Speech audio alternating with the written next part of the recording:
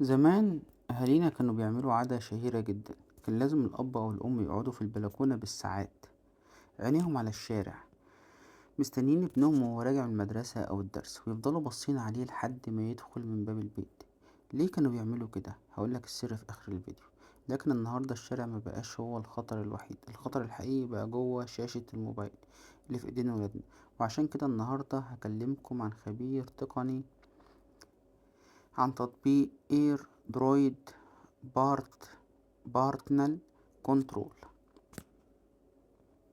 ده مش مجرد برنامج قفل تطبيقات، ده رادار كامل. فكرته انه بيديك سيطرة عمياء على موبايل ابنك من موبايلك انت. بيحل مشكلة الرعب اللي بيعيشها الاهالي من المحتوى غير المناسب او الغرباء، وبيخليك موجود معاه افتراضيا طول الوقت. اللي بيميزه عن غيره هو خاصية السكرين ميرور، اللي بتخليك تشوف شاشة موبايل ابنك لايف. طبعا دي ليها مزايا وليها عيوب. مزاياها ان انت يعني كأنك فاتح كاميرا موبايل.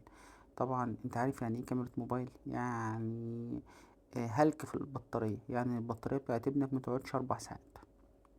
تاني حاجة الانترنت، بياكل انترنت وبطارية جامد جدا.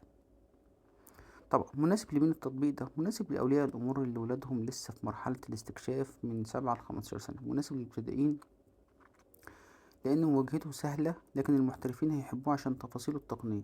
مش مناسب للأهالي اللي ولادهم كبار فوق 18 سنة، لأنه هيبقى اختراق خصوصية ممكن يهد الثقة تماما.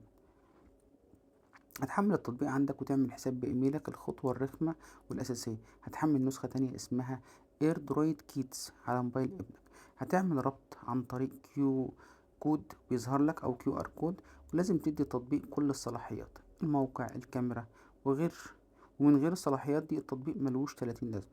أول حاجة بتعملها بتفعل الأسوار الجغرافية، وتحدد حدود للمناطق اللي ابنك بيروحها. المميزات الحقيقية بعيد عن الكلام بقى اللي بي ايه اشتري وما تشتريش، اول حاجة فيه هي التحكم في الصوت والكاميرا عن بعد. يعني تقدر تفتح مايك موبايل ابنك وتسمع الجو اللي حواليه، او تفتح الكاميرا وتشوف هو فين من غير ما يعرف. كمان ميزة تقرير الاستخدام، بتعرف هو ضيع وقته في ايه بالثانية. العيوب والنقاط السلبية، استنزاف البطارية. التطبيق ده غول في البطارية. موبايل ابنك ده ممكن يخلي الولد يشك في حاجة غلط لما البطارية بتخلص منه بسرعة جدا. التعليق، أحيانا ميزة الكاميرا بتعلق لو النت ضعيف. السعر، النسخة المجانية تصبيرة بس عشان تاخد الفايدة الحقيقية لازم تدفع اشتراك، وسعره مش رخيص بالنسبة لتطبيقات تانية. تريكات وحركات للمحترفين، فعل ميزة إشعارات الكلمات الحساسة. لو ابنك بحث عن كلمة خارجة أو غريبة هيجيلك إنذار فورا.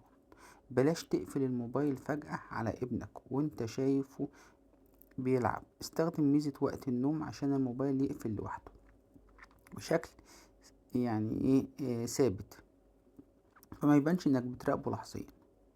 انتبه قبل الاستخدام، التطبيق بيطلب صلاحيات خطيرة بتوصل لكل ملفات الموبايل. لو موبايل ابنك عليه بيانات بنكية او حاجات حساسة لازم تبقى عارف ان التطبيق ده قارئ كل حاجة. كمان ممكن يأثر على سرعة الموبايلات الضعيفة. طيب، التطبيق ده بيغريك بفترة تجريبية، بس خد بالك انه تجديد تلقائي، يعني لو نسيت تلغيه هيسحب من الفيزا فورا. وكمان بيحسسك انك اب مهمل لو ما فعلتش كل الخيارات المدفوعة. طيب، سوء الاستخدام، ممكن المتسلطين او المراقبين يستخدموه للتجسس على شركاء حياتهم او الموظفين. يعني مثلا واحد عايز يراقب مراته، الزوجة عايز تراقب جوزها، المدير عايز يراقب الموظفين بتاعه بشكل غير قانوني. وده فخ أخلاقي وقانون كبير، لأن التطبيق مصمم للأطفال فقط. المقارنة بقى الذكية، البديل الأشهر هو جوجل فاميلي لينك، وده جوجل مجاني تماما بس إمكانياته محدودة، مفهوش فتح كاميرا أو مايك. يتفوق في التجسس اللحظي لكنه يخسر في السعر. هل يستحق؟ لو ابنك لسه صغير وبدأ يمسك موبايل وبدأت تقلق عليه يستحق جدا لو هتدفع عشان الأمان، فهو استثمار في محله. أما لو ابنك واعي وتقني هيعرف يمسحه أو يوقفه بسهولة فمنصحكش تحمله.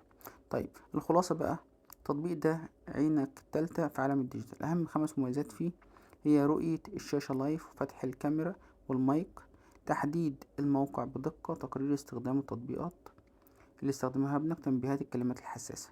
أهم 5 عيوب: اشتراك غالي جدا، بيخلص البطارية، بيتقل الموبايلات القديمة، محتاج نت قوي جدا، النسخة المجانية ضعيفة. أهم 5 نصايح: جرب النسخة المجانية الأول، اشرح لابنك إنك بتعمل كده عشان حمايته مش تجسس، فعل التنبيهات الجغرافية، تابع تقرير الأسبوع، وتأكد من جودة النت عندك وعنده. نرجع بقى للعادة اللي بدأنا بيها. أهالينا كانوا بيقعدوا في البلكونة زمان لأن الشارع كان هو المساحة الوحيدة اللي ابنهم بيخرج فيها عن سيطرتهم. والسبب إنهم كانوا بيعملوا كده في نهاية الفيديو عشان هم خايفين على ابنهم، عشان يحسسوا الطفل إنه متغطي بيهم مش عشان يخوفوه. فاستخدام التطبيق ده كسند لولادك مش كسجان عليهم. شير ولايك وسبسكرايب. وعايز اقولك ان اكثر تعليق مميز على التطبيق بيقولك التطبيق ممتاز جدا وفكرته عبقرية، بس مشكلة الاشتراك غالية جدا بالنسبة لخدمة اساسية زي دي للاهالي، والنسخة المجانية مفيهاش اي ميزة حقيقية.